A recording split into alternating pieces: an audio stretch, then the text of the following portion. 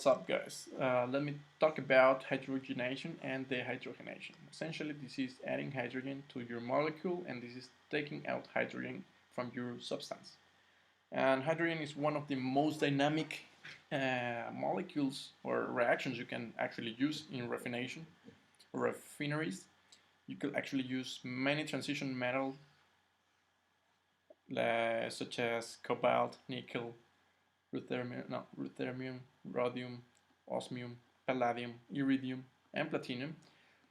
Maybe you think you can use any transition metal, but that's not the case. Actually, these guys right here are not recommended at all because vanadium, chromium, niobium, molybdenum, tantalum, and tungsten have a very strong absorption rate due to the number of vacant d orbitals.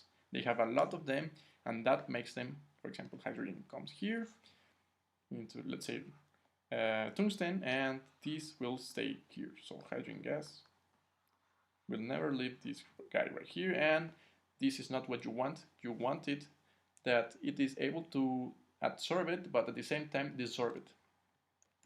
Some basic thumb rules are this one here. Hydrogenation, if you want to hydrogenate, do it at low temperatures. You want to dehydrogenate, do it at high temperatures. Essentially, that's basic. And makes sense. You want to take out gas, you need to take a high temperature. You want to get a gas into a molecule, that's not a problem at all actually. Hydrogen is small, so we go and do it easily. One common process is the industrial butadiene, which is, for example, synthetic rubber production. You first want this butadiene for later synthetic rubber production. And you can obtain this by the dehydrogenation of butanes, for example, N-butane, isobutane, etc. Actually, I don't have a reaction, but let me give it for you. It's 1, 2, 3, 4. Let's say you have double bond. Yeah, you have 1, 2. Oops. This here will double. See. Okay, so you have these isobutanes.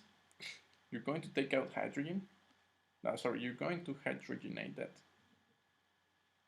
No, sorry, these are just one here, and what you're going to get is hydrogen gas and the double bond, which you're going to use later for that synthetic rubber production.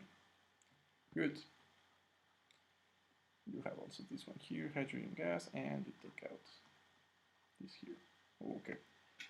And I bring you once again pictures. This is a hydrogenator. This is once again another hydrogenator unit. I couldn't find a dehydrogenation unit. These ones are way more common, so that's why I have them right here.